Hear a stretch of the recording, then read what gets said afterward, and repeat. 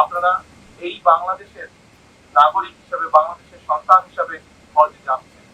দয়া করে দেশ এবং দেশের মানুষের জন্য দয়া করবেন, একটা দোয়া করবেন, যাতে করে আল্লাহ আমাদেরকে তৌফিক দেন, যাতে আল্লাহ আমাদের উপরে রহমত নাজিল করেন, যাতে আল্লাহ আমাদেরকে সাহায্য করেন।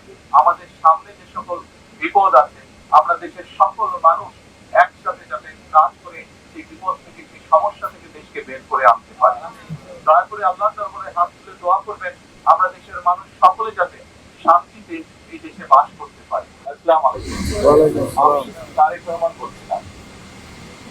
আজকে আমাদের যে হজ ফ্লাইটটি যাচ্ছে, এই হজ ফ্লাইটটিতে প্রথম হজ ফ্লাইট যাচ্ছে এই হজে, এবং আপনারা সেই ফ্লাইটে যাচ্ছেন। আজকে আমি আপনাদের সাথে দেখা করতে এসেছি, সেজন্য এই যে দেখা করার সুযোগ পেয়েছি, সেই জন্য আমি আল্লাহর দরবারে শুকরিয়া আদায় করব।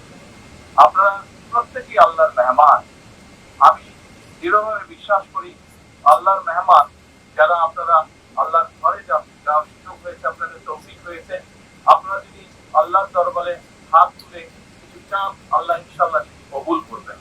আপনাদের কাছে আমার বিনীত অনুরোধ থাকবে, আপনারা এই বাংলাদেশের নাগরিক হিসেবে, বাংলাদেশের সন্তান হিসেবে হজে যাচ্ছেন।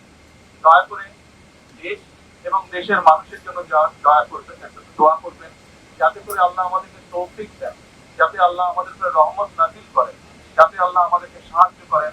আমাদের সামনে যে সকল বিপদ আছে, আমরা দেশের সকল মানুষ একসাথে যাতে কাজ করে সেই বিপদ থেকে, সেই সমস্যা থেকে দেশকে বের করে আনতে পারি। দয়া করে আল্লাহ দরবারে হাত তুলে দোয়া করবেন, আমরা দেশের মানুষ সকলে যাতে শান্তিতে এই দেশে বাস করতে পারি। RICL TMX, যুগের পর যুগ স্থাপনা থাকে মজবুত। দয়া করে আল্লাহর কাছে দোয়া করবেন যে আমরা দেশের মানুষের জন্য এই সরকার যে কাজগুলো করতে চেষ্টা করছে, দেশের মানুষের বেকার সমস্যার সমাধান করার জন্য, দেশের মানুষের খাদ্য নিরাপত্তার জন্য, দেশের মানুষের শিক্ষার জন্য, দেশের মানুষের স্বাস্থ্যের জন্য, কর্মসংস্থান সহ আরো যে কাজগুলো আমরা করতে চাইছি, সেই কাজগুলো যাতে আমরা সম্পন্ন করতে পারি, তার জন্য যেন আল্লাহ আমাদেরকে তৌফিক দেন, সেই রহমত যাতে আল্লাহ আমাদেরকে দেন। আর আমরা হজে যাচ্ছেন, আমরা চেষ্টা করেছি সরকারের পক্ষ থেকে যদি কোনো ত্রুটি থাকে সেটিকে ঠিক করার জন্য।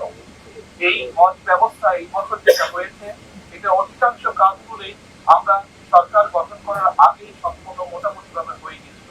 আমাদের খুব কিছু করার সুযোগ ছিল না, তারপরে আমরা যতটুকু করতে পেরেছি, আমরা কিছু কিছু ছোট ছোট কিছু কিছু কাজ করার সুযোগ ছিল, সেগুলো আমরা করার চেষ্টা করেছি।